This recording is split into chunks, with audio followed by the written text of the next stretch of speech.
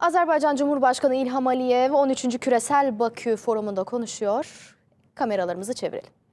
Vəziyyətə uyğun yeni yanaşmaların işlənib hazırlanmasına verilən töhfə həqiqətən böyük qiymətə layiqdir. Qlobal Bakı Forumuna gəldikdə isə bu çox nüfuzlu beynəlxalq tədbirdir.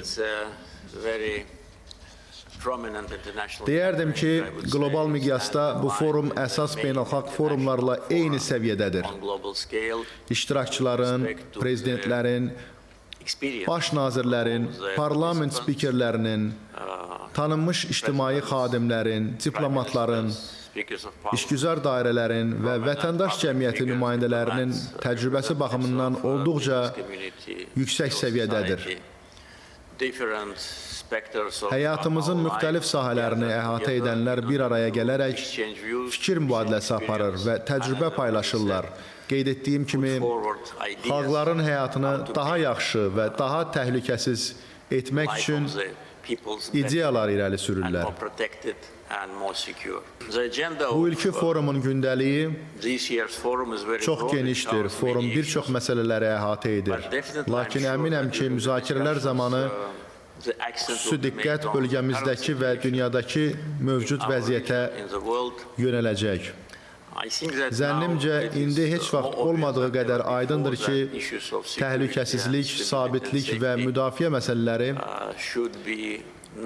hər bir ölkənin gündəliyində bir nömrəli prioritet olmalıdır. Çünki bunlar olmadan qalan bütün məsələlər tamamilə mənasızdır.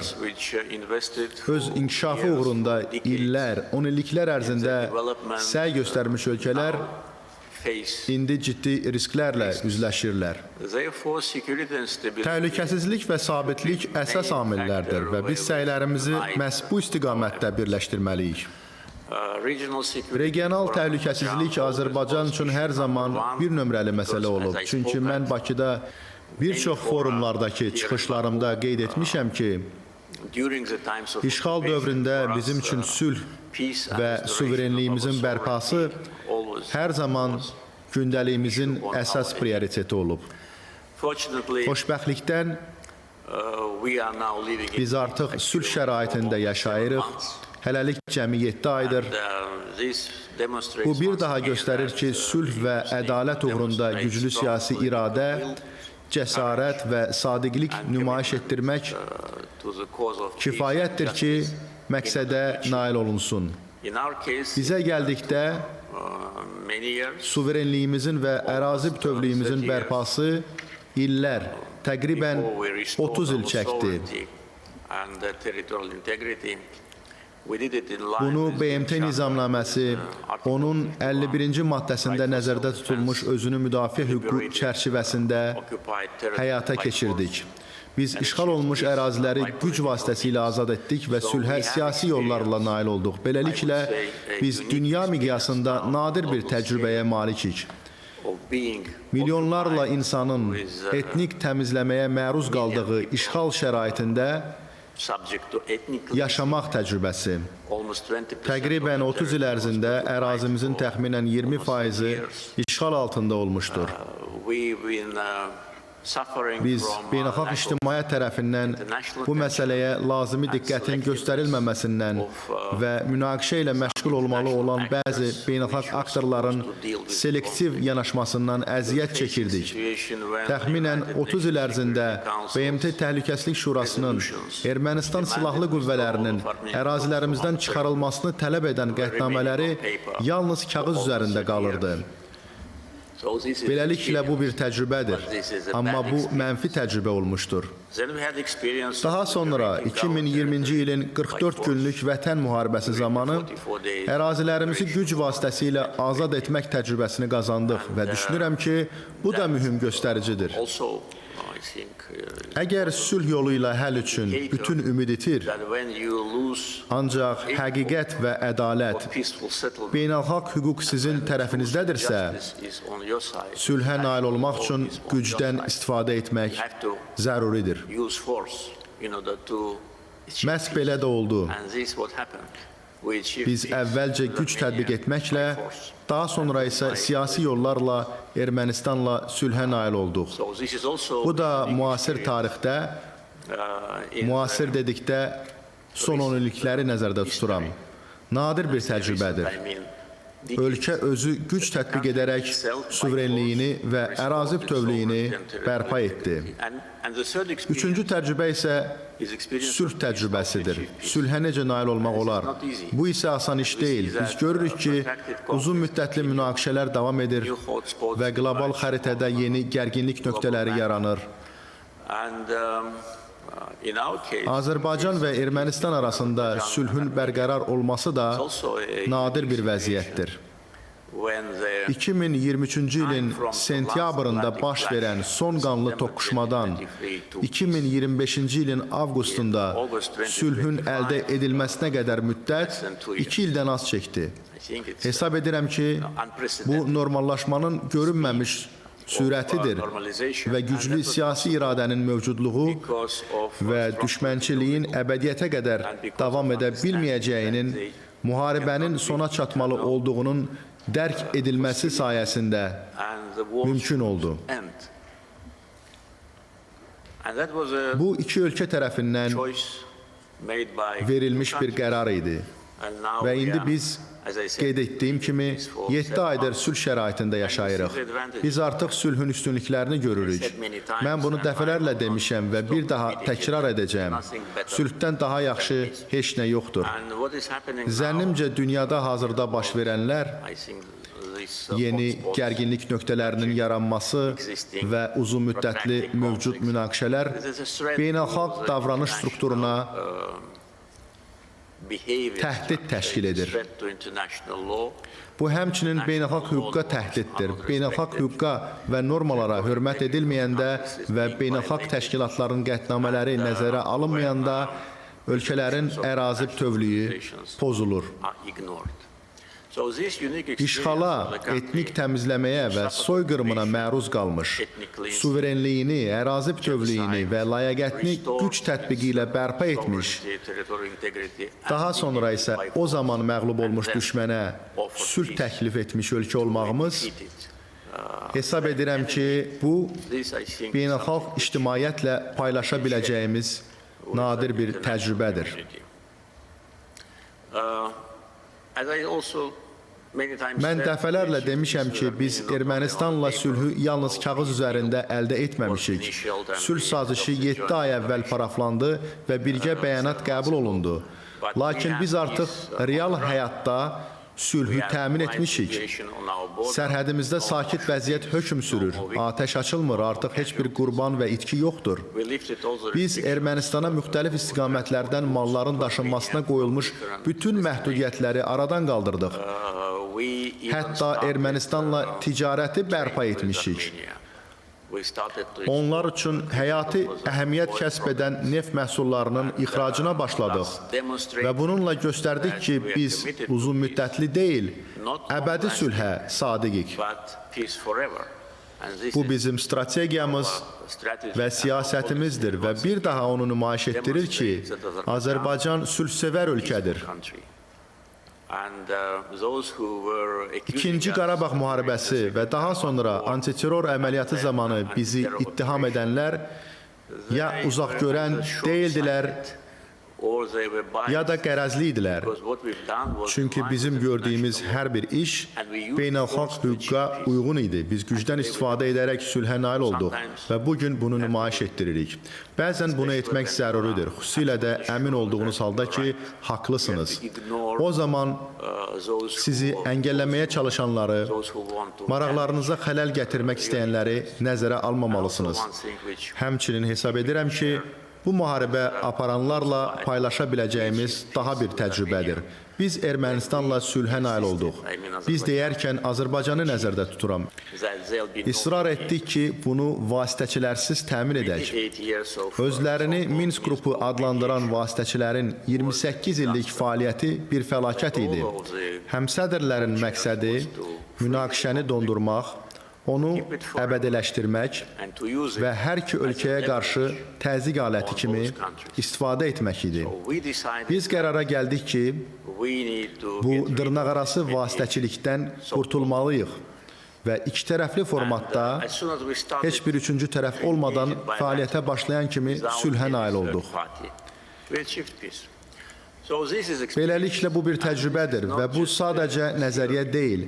Bu bizim yaşadığımız, indi isə şahid olduğumuz bir reallıqdır. Hesab edirəm ki, mövcud münaqişələrin həlli istiqamətində çalışarkən bu məsələ mütləq nəzərə alınacaq.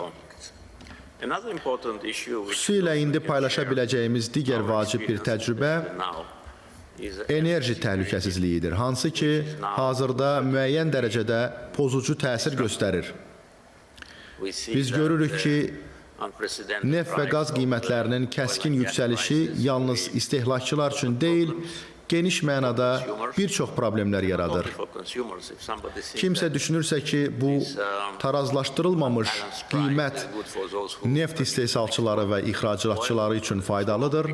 Bu yanlışdır. Çünki bir çox ölkələrin neft və digər faydalı yanacaq istehsal və ixrac edən ölkələrin suveren fondları var. Və bu fondlar müxtəlif maliyyə alətlərinə, o cümlədən istiqrazlara investisiya qoyurlar. Birjalar çökdükdə isə bu ölkələr yüksək neft qiymətindən qazandıqlarından daha çox itkiyə məruz qalırlar. Buna görə də biz OPEC Plus formatının məsuliyyətli üzvü olaraq tarazlı və proqnozlaşdırıla bilən neft qiymətinin tərəfdarıyıq. Ortaq həllin tapılmasına böyük səylər göstərmişik və OPEC Plus-dakı vasitəçilik fəaliyyətimiz yüksək qiymətləndirilir. Bugün enerji təhlükəsizliyi ölkələrin milli təhlükəsizliyinin ayrılmaz hissəsi olaraq əvvəllər heç vaxt olmadığı qədər önəm daşıyır. Azərbaycan bütün enerji segmentlərinin neft, qaz, neft məhsulları, neft kimya məhsulları və elektrik enerjisinin istehsalı və ixracı ilə məşğuldur. Bazarda tələb və tədarük coğrafiyasının genişlənməsi ilə bağlı biz ixracımızı, xüsusilə təbii qaz və elektrik enerjisinin ixracını artırmağı planlaşdırırıq. Keçən il düz bir il əvvəl görüşdüyümüz zaman bizdən qaz alan ölkələrin sayı 12 idi. Bu il ərzində bu göstərici 16-ya yüksəldi və onların hamısı Azərbaycandan qazı boru kəmərləri vasitəsilə alır. Beləliklə, boru kəmərləri vasitəsilə təbii qaz ixracatçısı kimi ölkələrin coğrafi əhatəsinə görə Azərbaycan dünyada birinci yerdədir. İxrac həcmi artmaqda davam edir və artacaq. Bu isə bir çox ölkə üçün enerji təhlükəsizliyi baxımından mühüm amildir. Azərbaycan beynəlxalq bazara etibarlı neft təchizatçısı kimi enerji təhlükəsizliyinə töhfəsini verməyə davam edəcək.